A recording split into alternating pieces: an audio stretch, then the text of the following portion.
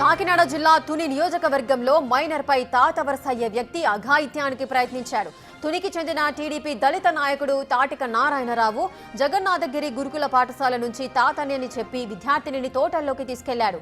బాలికపై అఘాయిత్యానికి యత్నించగా తోట యజమాని అడ్డుకొని వీడియో తీయడంతో ఈ విషయం వెలుగులోకి వచ్చింది.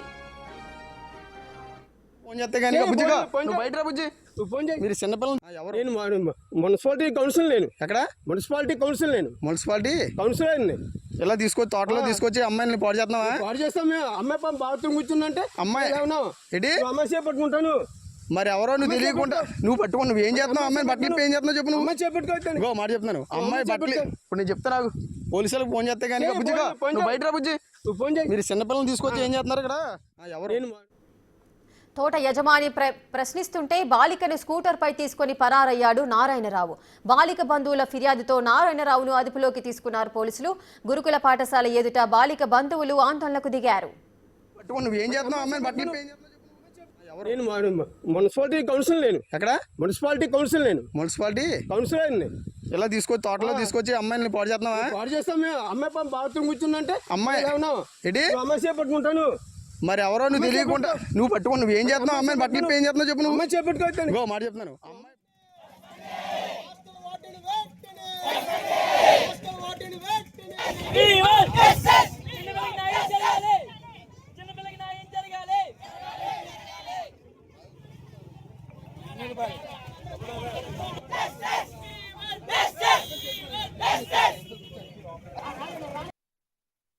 బాబు అతనికి మాకు సంబంధం లేదండి. అది ఇంకా ఒక ఇంటి పేరు లేదు, మేము ఒక ఇంటి పేరు లేదు బాబు. అతను ఉప్పుకూరలోకి మేము వెళ్ళాం, మేము ఉప్పుకూరలోకి వాళ్ళు రారండి. అలాంటిది అప్పుడు మా పిల్లని పిలిచాడంటండి ఒకరోజు. అయితే బాబు మా నాన్నమ్మ ఉన్నది చంపేస్తుంది నన్ను, నీవు కాడకు నేను ఎందుకు వస్తాను అలాగని మా పిల్ల ఉందంటే అందుకు గురించిగా రానంటున్నావు అలాగని మరుసటి రోజున మన్ని అడిగాడు. పిలిచినంతలో పాడైపోతావా అన్నాడు అంట. ఆ మాట మీద అమ్మాయి ఇలాగని అంటున్నాను. ఆడేవిడ మనం తేడానికి అలాగని నేను అనేసి మాట్లాడుకుంటాను. పిల్లలు నేను లోపల పెట్టుకుని ఇందులో ఇంకా హాస్టల్ నుంచి వచ్చిందండి. 2-4 రోజులు ఉండి ఏదో వచ్చేసి హాస్టల్కి వేసేసిన తర్వాత ఇక్కడికి వచ్చిందంట. ఇక్కడికి వచ్చిన తర్వాత ఆ యదవ మన్నీ ఇక్కడికి వచ్చాడు. ఆ యదవ వచ్చి ఇలాగా వాళ్ళ తాతనండి నేను సంతకం చేస్తాను ఇవ్వమని అడిగాడు అంట. వాడరా ఆవిడని మేట్రమ్మ గారిని అడిగితే ఆవిడ అన్నదానని అయితే సంతకం చేసేది అప్పుడు నేను దేబెట్టకపోవడం ఏంటంటే వాళ్ళ తాతలు అంటున్నావు దేబెడతాను అలాగని ఆవిడ దేబెట్టిందంట. అది తీసుకోవడం అక్కడికి వెళ్ళిపోయాడు అంటండి. సముద్ర పక్కకి ఆ పిల్లని కొట్టాడు అంటండి. కొట్టి ఆ పలంగా గుడ్ల ఆడే చింపేసాడు అంటండి. చింపేస్తే చర్యగా దాన్ని మాట్లాడుకుంటా ఆ పిల్ల అజయ్ అలాగా కట్టుకొని మాట్లాడుకుంటా మనీ ఆడు బండి ఎక్కమంటే ఎక్కేసి వచ్చేసిందంట. ఇక్కడ దేబెట్టాడు అంటండి. అప్పుడన్నా ఇప్పుడు ఫోన్ చేయాలి కదండి బాబు, నాకు ఫోన్ చేయలేదండి. అలా 2 ట్రిప్పులు చేసాడంటండి. 2 ట్రిప్పులు చేసినప్పుడు అన్న 2 ట్రిప్పులు అమ్మాయి ఇలాగ అంటున్నాడు ఫలానా అతను ఇలాగ తాత అంట. ఆ తాత ఏ తాత చూసుకోండి. ఇక్కడ రావడం అయితే పిల్లకాడకి ఓ రోజు వాళ్ళ నాన్నమ్మ వచ్చింది. వాళ్ళ నాన్న వాళ్ళ అమ్మ ముగ్గురు ఓ అన్నగారు నలుగురు వస్తున్నారు కానీ మా కాడ కవులు రాలేదు. అలాంటిదప్పుడు ఈ పిల్లడు ఎందుకైతే ఎలాగా మాట్లాడుతున్నాడో మరి వచ్చి మీరు చూసుకోండి అని మాకు ఫోన్ చేయాలి కదండి. చేయలేదండి, మాకు తెలియలేదండి. ఈ అందరు కూడా టీవీలకి ఇచ్చేసి ఎలాగ బస్సాలకి ఇచ్చేసి అన్నీ చేసేస్తే మేము ఏం చేయాలండి? అప్పుడు మాట్లాడుకుంటే ఇంక మా అబ్బాయి ఇది అలాగే తండ్రి మాకు తెలియకుండా ఈ మనిషి ఇలా చేసింది, ఈ మనిషి ఎంతమందికి ఎలాగే తార్చుకుంటుందో ఎంతమందికి ఎలాగే పంపుతుందో అలాగని నా గుండు కొట్టుకోను బాబు. నేను రాత్రి ఆయన పట్టుకొని ఆ స్టేషన్కి వేసేస్తే ఆ స్టేషన్ నుంచి ఈ స్టేషన్కి వేసేసారండి బాబు. అని చూడండి అంత కథ నేర్పుతున్నారు వీళ్ళు. ఏం చేయను బాబయ్య, నేను చూస్తే లేని వాళ్ళు మేము అడుక్కొని తిని వాళ్ళమి. దాని తాత చూస్తే బండి మీద ఉంటాడండి, అడుక్కుంటాడు. కాళ్ళు లేవు చేతులు లేవు. అలాంటి తాత అంటే వీళ్ళు నమ్మేసి ఆ పిల్లని దేబేడేసారంటే ఇలాగ ఎంతమంది దేబెడతారు చెప్పండి?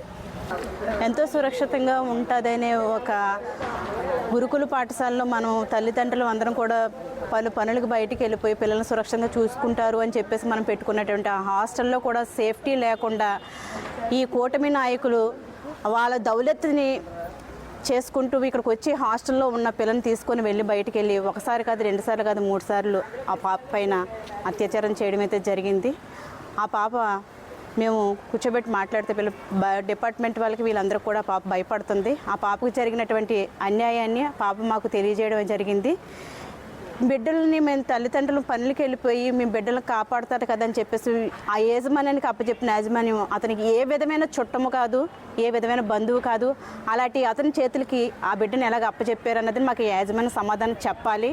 ఆ బిడ్డ పైన జరిగినటువంటి ఈ అగత్యాన్ని ఈ డిపార్ట్మెంట్ వాళ్ళు కానీ లేకపోతే ఈ కూటమి ప్రభుత్వం కానీ ఎటువంటి పరిస్థితులను కాపాడితే మటుకి మేము ఉపేక్షించేది లేదు.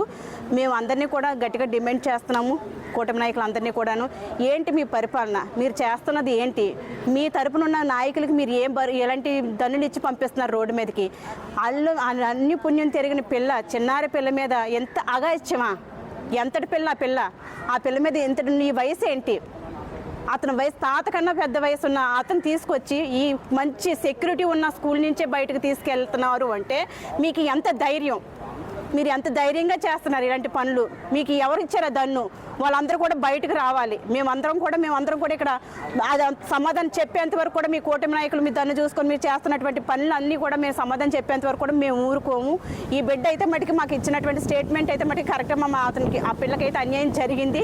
అవన్నీ కూడా మాకు ప్రూఫ్స్తో సహా మేము బయట పెడతాం. మా దగ్గర తగినటువంటి ప్రూఫ్స్ ఉన్నాయి, మేము బయట పెడతాము. అతని వయసు ఏంటి, అతను శిక్షించేంత వరకు కూడా మేము ఎవరం కూడా ఊరుకోము. బిడ్డ చక్కటి స్టేట్మెంట్ ఇచ్చింది. ఆ పిల్ల ఏ విధంగా తీసుకెళ్ళాడు, ఏ విధంగా బిడ్డ మీద అత్యాచారం చేశాడు అన్నది కూడాను. ఆ బిడ్డను ఎమోషనల్గా భయపెట్టి మీ అమ్మని చంపేస్తాను ఇలాంటి మాటలు కూడా బిడ్డకి భయాందోళన చేశారని చెప్పేసి ఆ బిడ్డ మాకు చెప్పింది. కూటమి నాయకులందరికీ మేము చెప్తున్నాము, మీ తరపునున్న ఈ చిన్న నాయకులందరికీ కూడా చాలా విచ్చలవిడితనంతో భయం లేకుండా ప్రతి విషయంలోనూ కూడా చాలా విధంగా మాకు పార్టీ ఉంది, పార్టీ చూసుకుంటుందని చెప్పేసి చాలా ధైర్యంగా చేస్తున్న పనులన్నింటిని కూడా తగినటువంటి అమూల్యం చెల్లించే రోజు వస్తుంది. దీనికి మేము తగినటువంటి ఖండింపు మేము కోరుకుంటున్నాము. మీరు తగు జాగ్రత్తలో ఉండకపోతే మటుకి, మీరు తగు శిక్ష వేయించకపోతే మటుకి మొత్తం నాయకులందరికీ కూడా మేము హెచ్చరిస్తున్నాం.